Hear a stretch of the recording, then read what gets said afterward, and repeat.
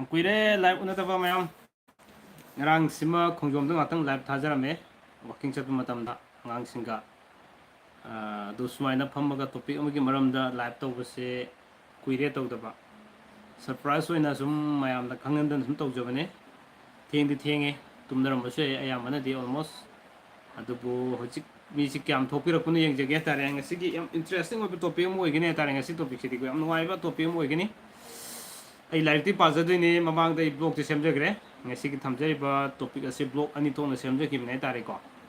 तो थमजरीब टॉपिक से यम कानाब ओइगनी यम कानाब टॉपिक सिना मरम ओइरगा मयामना अखोगी लाइक नंबर कोबरा कनाय तारे okay मयाम होरसे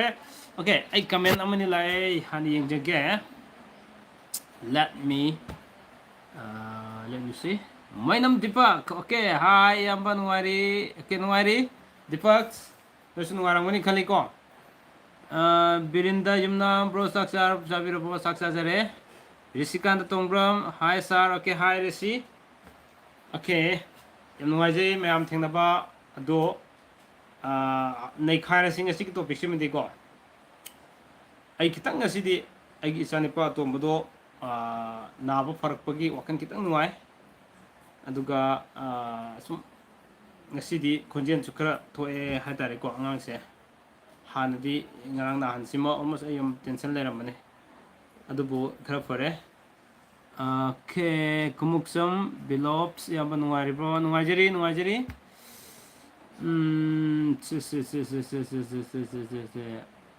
omika lakshmi yum khaibam kakagi video sing yeng banuai thank you so much omika Naurem Roshan Kumar Singh. Hi bro, Saksar Jare. Roshan Kumar. Okay. Mayam song si fajan tabi bra. Hi bro. Yam nuai ba topic oi dine. Bro kamdori ge sarang them Sanjit yam nuai jari. Nuai jari asing ngasi degi ni ko. Ngarang photo di nuai de ise. Am tension le ya tare. Ichani pa to mudo masang ngamak tabu ki. Du ngasi di khrap pare. Tu music si ma masa se. Okay, aduna yam nuaiba topic se aina so hanan thamjagraba topic ni to ngasi amu yengminasi comment ha page Rajiv Singh kamdorge Manipur corona gi fibam khara parbo Rajiv corona si ngarang dagi amuk khara hengale ha tare ko hengalak pase ikoi ge red yengu matamda positive oibagi sang se nahan fawda nahan mamang numinini humni fawdi khara nem tharame aduga ngarang dagi mu almost ko ji positive no mu positive oibse 800 above yoksile tare ko aduna maram orga ngasi so 800 above oi 800 above oi aduna kharsum hengale tare film se tayam okay thank you mena Deepak Omika Lakstai thank you komuksam beloved yamada whatsapp to message ama thajabani hanjurte ai busy oiba matam khara de okay beloved mayam su tabiyo sometimes na ayam matam da ko kugi ai se mayam na thabir ko comment si reply pi bu ngam khidaba nang khidaba hek yawe horen pi ge na khalo so matang lak ko kan de hek ta adum ha da gi to kaw ki ba sum yaw do ba na ti yawe tare adu ai so tangai fatuna asin ma thabak chat ko pe se yam leibani na hai tare aduna aina mayam he thabir ko ga lambi da leraga sum yengkiba kumba horen reply pige na khalaga sum kawki matam da de mu matang comment je nong mata comment lai che to mati yam lakpani na ai mapong pha na loina muk pi basing ngam de tare ayam ba aina bu yum na free da leraga di comment lising ama la so halle tare ko adu free da lei ta matam oi duna oram ba sai adu matang asum hangbiro adu yamna emergency or the call sum to biro adu ga tana se tare ko yengse na waro bi bi ade okay bro gi message tabe yam nuai okay thank you so much Rosu Kumar Manipur knowledge kai tension no brother kai tension no bro okay kai ten ijani pa to mu khara masa ngamam da badu gini da gasa thungbugi do amta habiro okay hajar ke kitang aina collection kitang wat pagi tham mane ko sa ge se ngasi di live thing na bi yam nuai thoi langlen chanabam okay ꯑꯩꯈꯣꯏꯁꯨ ꯅꯨꯡꯉꯥꯏ ꯅꯣꯏ ꯃꯌꯥꯝ ꯊꯣꯛꯄꯤꯔꯛꯄꯁꯤꯀꯣ ꯂꯤꯟꯊꯣꯏ ꯅꯤꯡꯊꯧꯖꯝ ꯏꯌꯥꯝꯕ ꯌꯨꯝꯗ ꯂꯤꯟ snacks ꯆꯪꯉꯛꯀꯦ ꯇꯧꯔꯝꯕꯁꯦ ꯀꯔꯤ phone ꯂꯩ ꯂꯤꯟꯗꯨꯒꯤ ꯃꯈꯥ ꯄꯣꯜꯂꯦꯀꯣ ꯑꯗꯨꯒ ꯊꯣꯏꯅ ꯂꯤꯟ ꯆꯪꯕꯗ ꯐꯠꯇꯕ ꯊꯣꯏꯅ ꯂꯩꯇꯦ ꯀꯩꯝ ꯈꯟꯕꯤꯔꯒꯅꯣ ꯗꯦꯕꯥꯟ ꯃꯣꯏꯔꯥꯡꯊꯦꯝ ꯀꯔꯤ ꯃꯊꯦꯜ ꯆꯥꯒꯦ ꯉꯁꯤ ꯀꯥꯡꯁꯣꯏ ꯆꯥꯔꯦ ꯑꯩꯈꯣꯏꯒꯤ ꯆꯥꯛ ꯍꯋꯥꯏꯗꯣ ꯑꯗꯨ ꯑꯉꯥꯡꯁꯤꯡ ꯃꯁꯥ ꯉꯝꯗꯕꯅꯤꯅ ꯑꯗꯨ ꯆꯥꯔꯦ ꯍꯥꯏꯇꯥꯔꯦ ꯊꯣꯡꯉꯦ ꯍꯥꯏꯇꯥꯔꯦꯀꯣ ꯑꯣꯀꯦ ꯕ꯭ꯔꯣꯒꯤ ꯋꯥꯆꯞ ꯅꯝꯕꯔ ꯑꯃꯨꯛꯇ ꯄꯤꯕꯤꯕ ꯌꯥꯒꯗ꯭ꯔꯥ ꯈꯪꯅꯤꯡꯕ ꯈꯔ ꯂꯩ ꯅꯥꯎꯔꯦꯝ ꯔꯁꯟꯀꯨ ꯋꯥꯏ ꯅꯣꯠ ꯑꯩ ꯂꯥꯏꯚ ꯈꯨꯗꯤꯡꯒꯤ ꯑꯗꯨꯝ ꯄꯤꯖꯕꯅꯦ ꯍꯧꯖꯤꯛꯁꯨ ꯄꯤꯒꯦ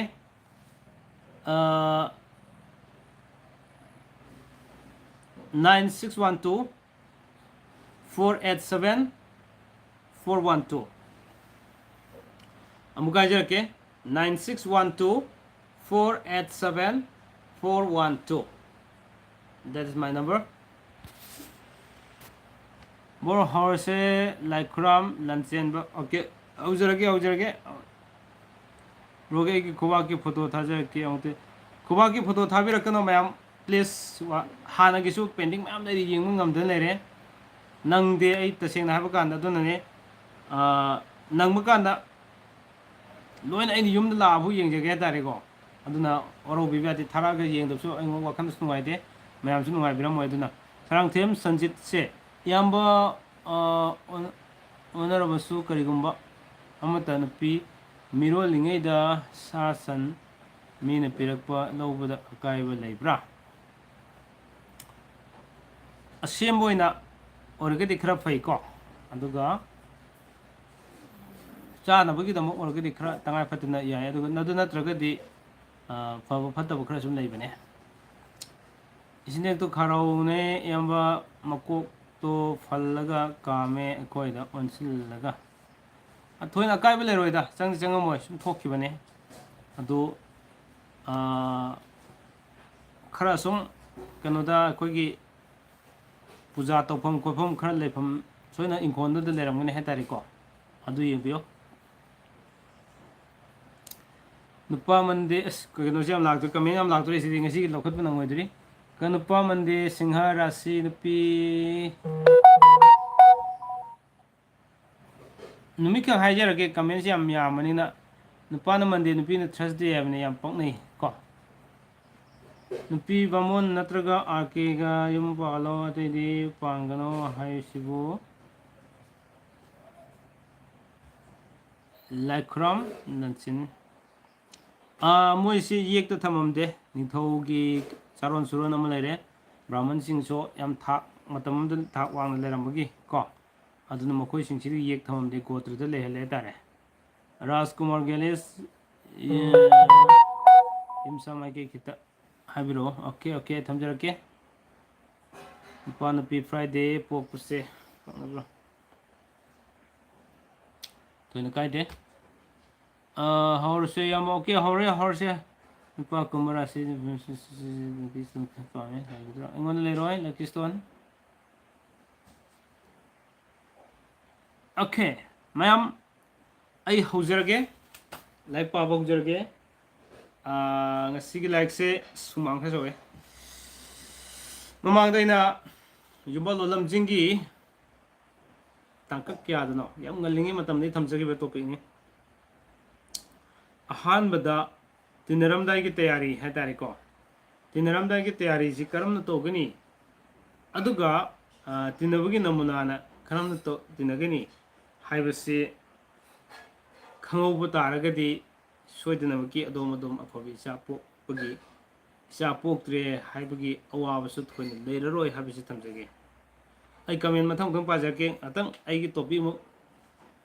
ꯕ꯭ꯔꯦꯛ ꯂꯧꯖꯒꯦ ꯇꯣꯄꯤꯛ ꯑꯣꯏꯅ ꯕ꯭ꯔꯦꯛ ꯂꯧꯖꯒꯦ ꯍꯥꯏꯇꯥꯔꯦꯀꯣ ꯑꯣꯀꯦ ꯑꯗꯨꯅ ꯁꯨꯃꯥꯏꯅ ꯂꯩ ꯇꯤꯟꯅꯔꯝꯗꯥꯏꯒꯤ ꯇꯌꯥꯔꯤꯁꯤ ꯃꯌꯥꯝꯁꯨ ꯈꯪꯕꯤꯔꯝꯃꯅꯤ ꯍꯥꯏꯇꯥꯔꯦ ꯑꯩꯅ ꯃꯃꯥꯡꯗ ꯕ꯭ꯂꯣꯛ ꯀꯌꯥꯗ ꯊꯝꯖꯈ꯭ꯔꯦ ꯗꯦꯟ ꯑꯗꯒꯤ ꯏꯚꯟ ꯂꯥꯏꯚ ꯈꯔꯁꯨ ꯊꯝꯖꯈ꯭ꯔꯦ ꯍꯥꯏꯇꯥꯔꯦ ꯑꯐꯕ ꯏꯆꯥ ꯄꯣꯛꯄ ꯑꯁꯤ ꯃꯌꯥꯝ ꯂꯣꯏꯅ ꯄꯥꯝꯅꯩꯀꯣ ꯂꯣꯏꯅꯃꯛ ꯄꯥꯝꯅꯩ ꯄꯥꯝꯗꯕ ꯃꯇꯩ ꯃꯅꯥꯎ ꯑꯝꯇ ꯂꯩꯔꯝꯃꯣꯏ ꯄꯣꯛꯂꯛꯀꯗꯕ ꯁꯤꯡꯗꯣ ꯂꯣꯏꯅ ꯑꯐꯕꯗꯤ ꯄꯥꯝꯂꯝꯒꯅꯤ ꯑꯗꯣ ꯑꯐꯕ ꯄꯥꯝꯃꯦ ꯍꯥꯏꯗꯨꯅ ꯍꯦꯛꯇ ꯑꯐꯕ ꯄꯣꯛꯂꯛꯑꯗ꯭ꯔ ꯁꯤꯅꯦꯗ ꯊꯝꯖꯅꯤꯡꯉꯤꯗꯤ ꯑꯐꯕ ꯑꯩꯁꯦ ꯑꯐꯕ ꯄꯥꯝꯃꯦ ꯍꯥꯏꯗꯨꯅ ꯑꯐꯕ ꯍꯦꯛꯇ ꯄꯣꯛꯂꯛꯑꯗ꯭ꯔꯥ नो अदु ओइबा तारगदि करी तौरगा अफब पोलकनी हाबसी एकोई हाना खंगमिनब यादबरा सिनेदा आमेन एकोई अफबिचा पोकनिंगे ममा ओइगदरिबा मपा ओइगदरिबा अनिमक्सिदा हाइनाबा लei हाइदाने एकोई मी ओइहौद्रसु इसा सिंगसिदि मी ओइहनसे गाय एकोई मी ओइहौद्रसु इसा सिंगसिदि मी ओइहनसे गायना हाइनरी लेदाने अदो अदुमायना खल्लग हेक्ति यागदरा सिनेदा ngasi live ning ai phajana sum haijara tare ko blog sema kanadi matam sang su numai da ba gi to gi sum leibane adu ngasi gi sida dei phajana haijage yeng se bu ko ai se afabi sa pokninge habi wakhan ma khan sidi hore se khan mi kup dagi kari toroga afabi sa pokani haibu si koi khangmu yae sai matang se ni sagi tineram dai ge tayari ga se yam maru or duisi ko an adu ge tinabugi namuna ga se yam maru or duisi ayam tatana di thamgram ne tar yam ying se bo kuina han bada yeng yari se aina tinabugi khwai de afaba angang pokpugi matam yana brand legadaba matam ko aina si haibudagi loina singba angang adu polok tore gaina hainar pusu leidaba nati ko farim ne du polok sunu ke doroge mayam du na hieng kangli paksim tu nai khayan wi yani na yaroidro afaba matam afaba pungpham da angang semagi matam si leira kan da afaba angang mayam polani masigi mayam kari wabi du ni sineda afaba mayam du na suidena ki kangli paksi semhan yaroidra madugi da mutene adubo yeng se ko adu oiba taragadi kari doroga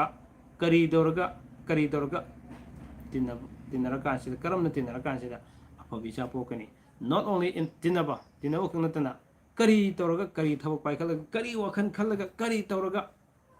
afabi cha pokdu no sinida nam tab ngai dabro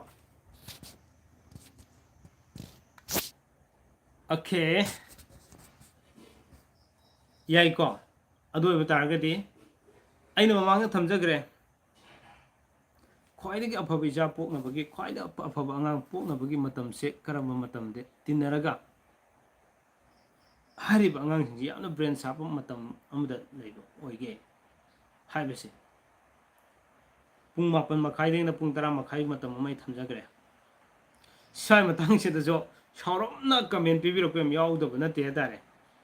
ko kari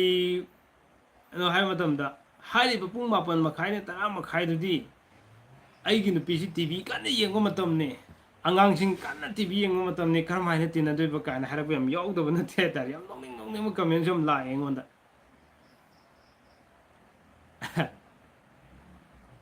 harise pung 8 makhai de na pung 10 makhai fawba sida khwaidagi polok sida angang se semobu taragadi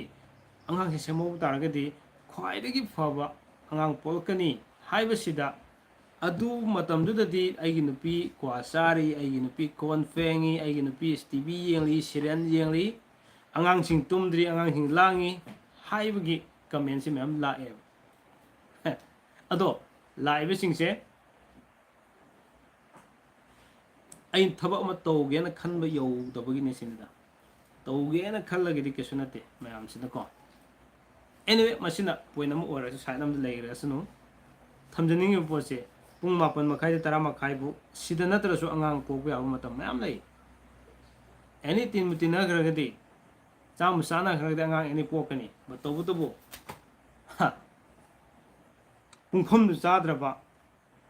magi tonga to no loina polok da bang no fall layeba adugi afaba fall matam du ga haijabo wane adu da pongning dragana poktre da sine comment du gi matung ina haijabo wane ko adu yeng se bo mo pung 8 makhai ne 10 makhai bo hek tinera gan angang afaba po adra pung 8 makhai dagi na pung 10 makhai phau matam si phare yamna angang sing brain sap oba matam ne na haire bo ko ado si matam si tek tineraga angang afaba po kadra पोए no because तैयारी मिसाई तिनरम दे तैयारी दो को तैयारी तिनरम दे तैयारी मधुसु ख्वाइदगी मरु ओइबम ओइरी मधुसु ख्वाइदगी मरु ओइबम ओइरी अदु ओइब तारगदि पुंग मापन मखाइदगी ना पुंग तरा मखाइबो मनोंसि ताद्रिंगी मांगोइना ना आइखोइ हा प्री प्लान खरे सेम साब तारे ना सेम साब तारे ना गो अदु ओइब तारगदि प्री प्लान सि केदोनी मापन मखाइ ताद्रिंग ममांगदे होना हारिबा मखोइनी वरि वताइ सानागनि नुंगाइबो वरि वताइ सानागनि सानाद्रिंगी मांगोइना ना मखोइना चंगिबा कादु तरु तनाना अदुगा फत्तबा पिक्चर सिंग थेप यादे अंगांग मसा सिंग पिक्चर थेप याय फजा फजरबा अंगांगी फोटो याम लेरी मधु थेप याय मधु थेप मतमदा अदुदा खल्लिबु वखल नुपा अमसुंग नुपी अनिमंगना खल्लिबु वखलोन दो सब मानबा मम दरकार ले मधु मानदरगसु अफबु ओइरोय अनिसि यम मानबम दरकार ने मोय अपाम पोसक चाप मानहनम दरकार ले मसी मानहनबगे दमुद करी तौगनी व्हाट शैल वी डू करी तौगदगे बे कोइसि ngana mapan makai tadringi da puni pan makai de bo hobi are koi plan si tv yeng nan leido mo to serial yeng leido mo to kwa sa leido mo to ko angang sing do lai nga ju nga ta na pa han bira nga ta sa picture ga na to man bi ko ke do mo tv yeng leido no ke do phone yeng leido no mo na theng ka se da angang sa sing sing na adu di kar mai na afa angang pu ning do adu phone ni wakhan do leirami na adigi angang na phone pai ba da loksin mangam dri se mama pa su pai ba gi ne phone ngau na ba gi ne 심지 탐정에 아이 얌 큰무산 빠이 하이는 얌 성능 못 알아 뭐 토픽 락드리고 맛집 락고 저 보안 아이 라이트 마얌나 누가 해비로 보셔요 누가이디 해비로 보셔요 강대 마얌기 와 그런 거 하겠네 누가겐 칼레드 너희 누가이니 누가로인 칼레드 우파일레 뒤에다 아두나 now 탐닝이 보때 뿡 니판 마카야 두데기나 뿡 아마 보디 누가이버 와그리 와타이 사나던 누가이버 라릭 파미는 포 미싱기 와리 파다나 마코이네 탱나고 스트러글 가게가 포 마코이 캉바 깐바 그야 싱들기 포 라릭싱 와리싱 학당 없이 파미나부기 단자디 레비 야이나 마담두다 나트로 아파바 마코이나 아파 포승 마나르투이세 아두가 थिएलिबा फलांदो थिएलिबा अंगांदो चामानानि येंमिनरागा खनरो 좀 फजब अंगांग ओरमदुनि मदु वखन ख ताव तारेदना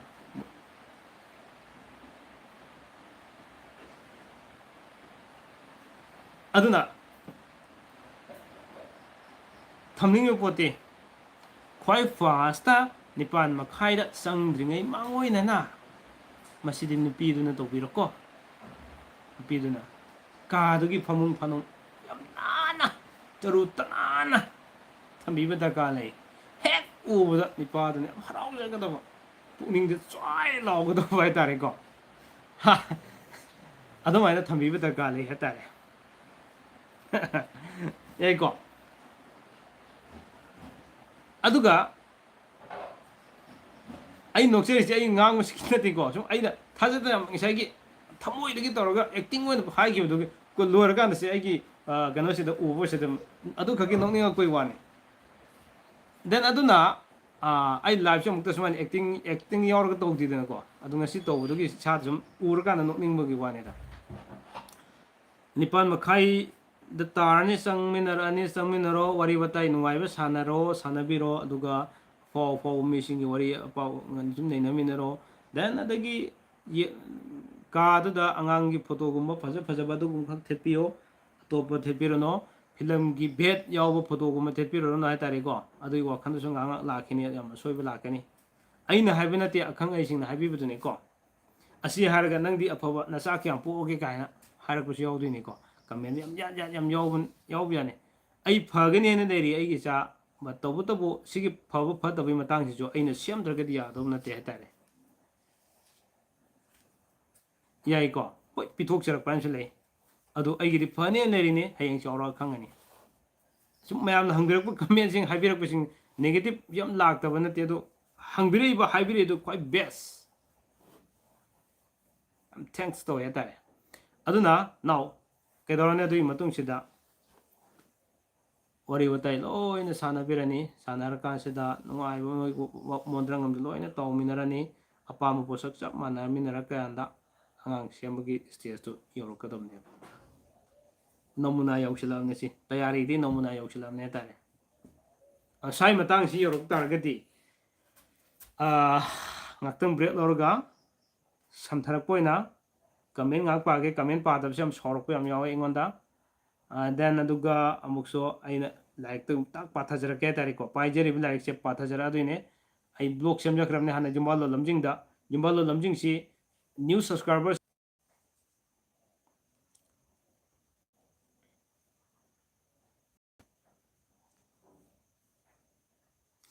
okay aduna ai comment ngatang panjage aduga ai like amuk study to hojerke comment yam lakhre sidi cha padre no chorane tari ko ma'am सौगी ने लोई पाजर के यम दिया में है comment सिदे comment यम खरे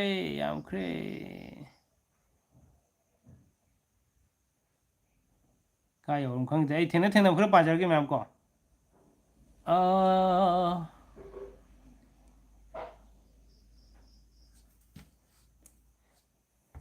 ma'am सेंब्रा अमतंग हाबिरो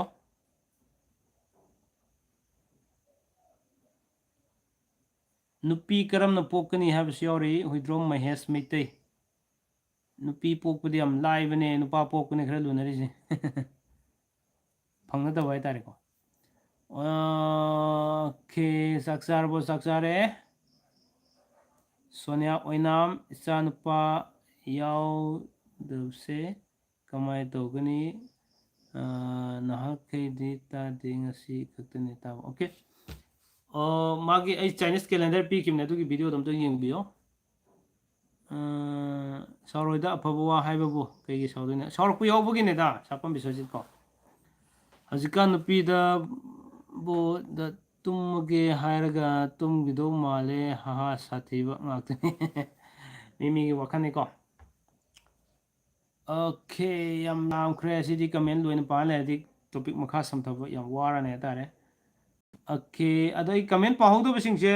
सिगी video से सिगी लाइव वीडियो से अपलोड चौखरे हार मतुंगदा अइना पाहौदो बसिंगदो अमु हंगबिरो है तारे को अदुगी सो मई लोखसरके तारे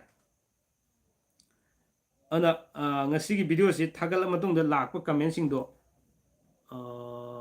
हयेंगी क्यूए दसम आई हपसलक पिया है तारे को हयें क्यूए सिबई नंगबु नंगदो मांदे येंगसे नंगना ngana थारागे नंगदना थेंब्रो केन तोरसुनो को ओके अदुदी watching light का याम खेनाइदा मैम लाइट तो कौगिनो होय लाइट सिकर तो भी दे जे कमाय तो नोंदे मैम सौनरिब्र खंगदे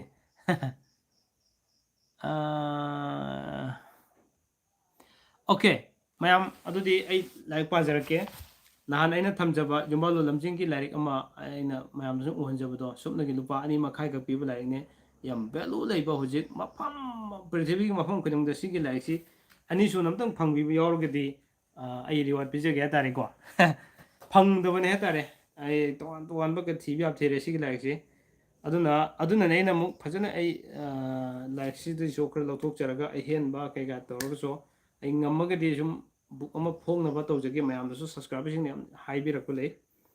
अदो येंगसे मयामगे अपामबगी मतुंग इन सुम तौसे आइसु पानदि ngमगदो मादि ngमकान उनजरगे तारे ngasa ina haijabdo loin yawdi yawroni ko asida tinaramdai ge tayari haibasida topic ama leire hatare sigi topic sida ma'am sound ताई को फजना तैयारी करम न तोगनी को निथि जन सेम सारबा मफम का ओइगदबनी ngसाइना हाइजबदु को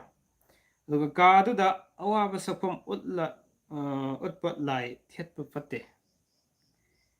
निंगसिंगबदा तमजनफम ओइरबा फोटो फजरबा दृश्यसिंग का दुदा थेतप कानगनी याम ताबियो को अदुगा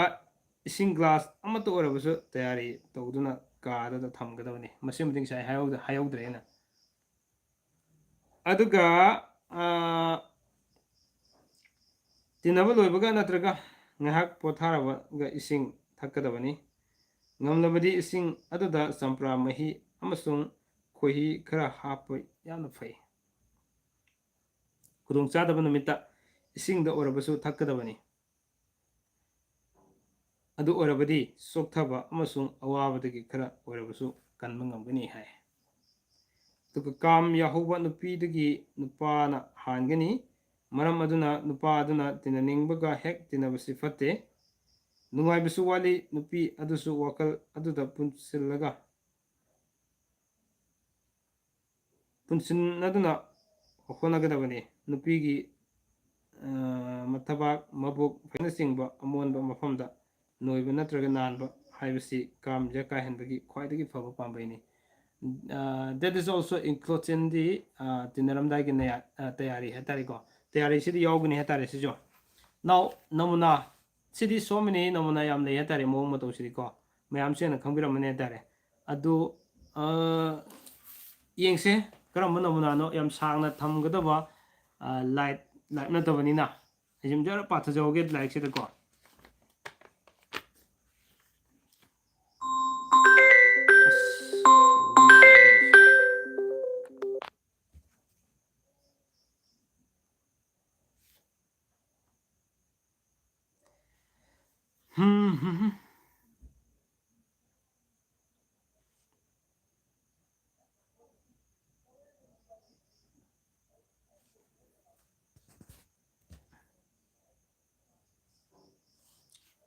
ꯑꯗꯨꯅ ꯇꯤꯟꯅꯕꯒꯤ ꯇꯣꯉꯥꯟ ꯇꯣꯉꯥꯟꯕ ꯅꯃꯨꯅꯥ ꯀꯌꯥꯃꯨꯛ ꯂꯩ꯫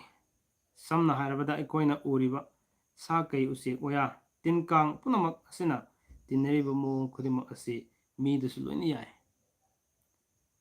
ꯃꯑꯣꯡ ꯀꯌꯥꯃꯨꯛ ꯂꯩꯔꯕꯁꯨ ꯅꯨꯄꯥ ꯅꯠꯇ꯭ꯔꯒ ꯅꯨꯄꯤꯗ ꯍꯦꯟꯅ ꯋꯥꯒꯗꯕ ꯅꯠꯇ꯭ꯔꯒ ꯆꯣꯛꯀꯗꯕ ꯃꯑꯣꯡꯗꯗꯤ ꯇꯤꯟꯅꯕ ꯐꯠꯇꯦ꯫ ꯃꯑꯣꯡꯁꯤꯡ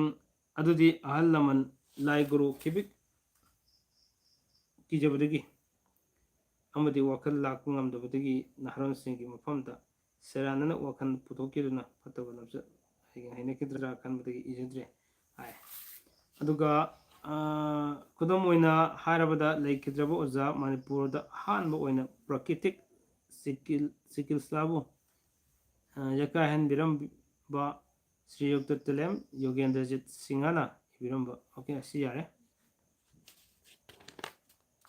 ꯁꯤꯗꯗꯤ ꯌꯥꯝ ꯐꯖꯅ ꯍꯧꯖꯤꯛ ꯉꯁꯥꯏ ꯑꯩꯅ ꯍꯥꯏꯖꯕꯗꯣ ꯅꯃꯨꯅꯥꯒꯤ ꯃꯑꯣꯡ ꯃꯇꯧꯁꯤꯡꯗꯣꯀꯣ ꯁꯨꯝꯅ ꯊꯝꯕꯤꯒꯗꯕꯅꯤ꯫ ꯑꯗꯨꯅ ꯂꯩꯔꯤꯕ ꯉꯁꯤꯒꯤ ꯊꯝꯂꯤꯕ ꯇꯣꯄꯤꯛꯁꯤꯅ ꯃꯌꯥꯝꯅ ꯇꯣꯄꯤꯛꯁꯤꯒ ꯃꯔꯤ ꯂꯩꯅꯕ ꯍꯪꯕꯤꯔꯛꯄ ꯋꯥꯍꯪꯁꯤꯡꯗꯣ ꯑꯩ ꯂꯧꯈꯠꯆꯅꯤ ꯍꯥꯏꯇꯥꯔꯦ꯫ ꯚꯤꯗꯤꯑꯣꯁꯦ ꯑꯩꯅ ꯑꯞꯂꯣꯗ ꯇꯧꯈ꯭ꯔꯕ ꯃꯇꯨꯡꯗ ꯃꯌꯥꯝꯅ ꯀꯃꯦꯟ ꯊꯥꯕꯤꯔꯛꯄ ꯑꯗꯨꯒꯤ ꯀꯃꯦꯟꯁꯤꯡꯗꯣ ꯂꯧꯈꯠꯆꯒꯅꯤ, ꯔꯤꯄ꯭ꯂꯥꯏ ꯑꯗꯨꯃꯛ ꯂꯥꯛꯆꯒꯅꯤ ꯀꯣ꯫ ꯑꯣꯀꯦ,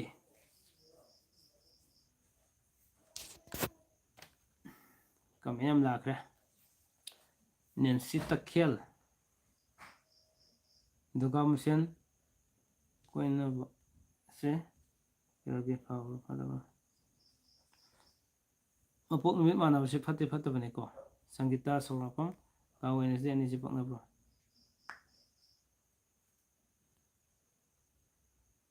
ꯗꯦꯟ ꯑꯗꯒꯤ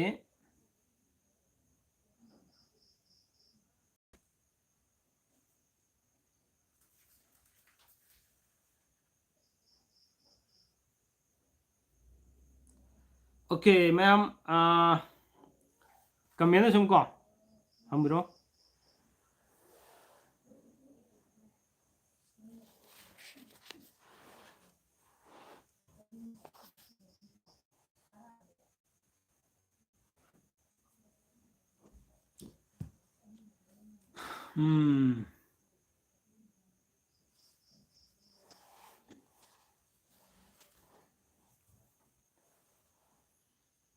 ꯗꯤꯃꯤꯇ꯭ꯔꯥꯁ ꯁꯟꯖꯦꯟꯕꯝ,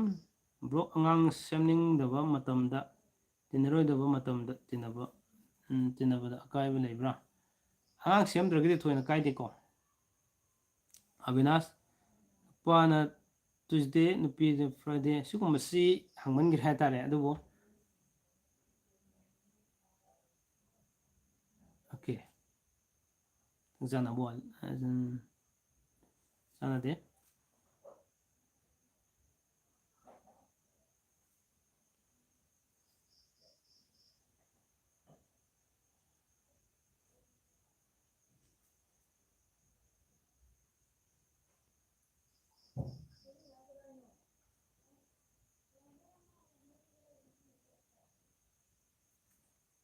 ओके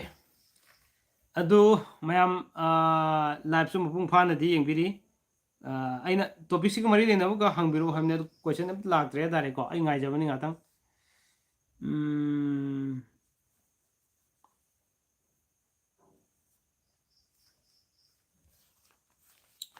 ꯑꯩꯒꯤ ꯑꯅꯤꯁꯨꯕ ꯆꯦꯅꯦꯜꯗ ꯂꯩꯅꯝ ꯆꯦꯅꯦꯜ ꯍꯥꯏꯗꯅ ꯂꯩꯕꯗꯨ ꯃꯌꯥꯝ ꯀꯥꯎꯕꯤꯔꯅꯨ ꯁꯕꯁꯀ꯭ꯔꯥꯏꯕ ꯇꯧꯕꯤꯗꯁꯤꯡ ꯁꯕꯁꯀ꯭ꯔꯥꯏꯕ ꯇꯧꯕꯤꯌꯣ ꯍꯥꯏꯔꯤꯕ ꯇꯣꯄꯤꯛꯁꯤꯡꯁꯤꯒꯤ ꯌꯨꯝꯕꯥꯜ ꯂꯣꯟꯂꯝꯁꯤꯡꯒꯤ ꯑꯣꯗꯤꯑꯣ ꯐꯥꯏꯜ ꯑꯣꯏꯅ ꯑꯩ ꯃꯊꯪ ꯃꯅꯥꯎ ꯅꯥꯏꯅ ꯁꯨꯝ ꯊꯝꯖꯔꯛꯑꯅꯤ ꯍꯥꯏꯇꯥꯔꯦꯀꯣ ꯑꯗꯨꯅ ꯑꯩꯒꯤ ꯑꯅꯤꯁꯨꯕ ꯆꯦꯅꯦꯜ ꯂꯩꯅꯝ ꯆꯦꯅꯦꯜ ꯍꯥꯏꯕꯁꯦ ꯁꯤ ꯃꯌꯥꯝꯅ ꯁꯕꯁꯀ꯭ꯔꯥꯏꯕ ꯇꯧꯕꯤꯗꯕ ꯌꯥꯎꯔꯒꯗꯤ ꯁꯕꯁꯀ꯭ꯔꯥꯏꯕ ꯇꯧꯕꯤꯔꯣ ꯃꯌꯥꯝꯅ ꯑꯄꯥꯝꯕ ꯇꯣꯄꯤꯛꯁꯤꯡ ꯁꯤꯒꯤ ꯍꯤꯔꯝꯁꯤꯒꯤ ꯃꯇꯥꯡꯗ ꯌꯨꯝꯕꯥꯜ ꯂꯣꯟꯂꯝꯁꯤꯡꯒꯤ ꯑꯃꯨꯛꯀ ꯍꯟꯅ ꯑꯩ ꯔꯤꯄꯤꯠ ꯑꯣꯏꯅ ꯊꯝꯖꯔꯛꯀꯦ ꯍꯥꯏꯇꯥꯔꯦ ꯑꯗꯨꯅ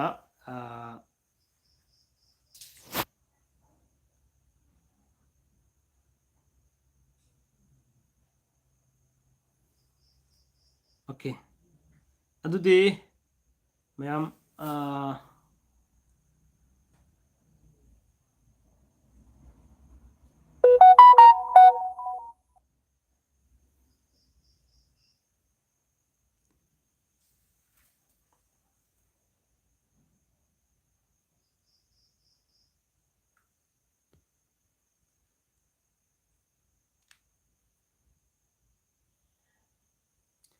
ओके मैम अदुदी आई लाइव से टेंशन जगे मीडिया यंगबिरी अदु लाइट सो तोबीदे मैम दी अदो तोबो तोदबो सुम आई लाइव से हम सांग तोजुरंग से हाबदुनी थमजरिबो टॉपिक के लौखत जगे अदुगा मथंगदा यामने यम कानागदबा टॉपिक सुम मथंग थंग पाखजरके अदु Leinam channel so ma'am subscribe तोबिरो मैम पामी टॉपिक खुदिमो जुम्बा लमजिंग की लोन थमजरगे तो पीके सिदा सो अहेन बियाम थमजरने तारे अदुदी मैम लोई फाउबा मियेंग ताबिरी व्यूअर्स यम लेरी ममिंग दो अमतगा ओके लेनम चैनल है लेनम LEINAM लेनम चैनल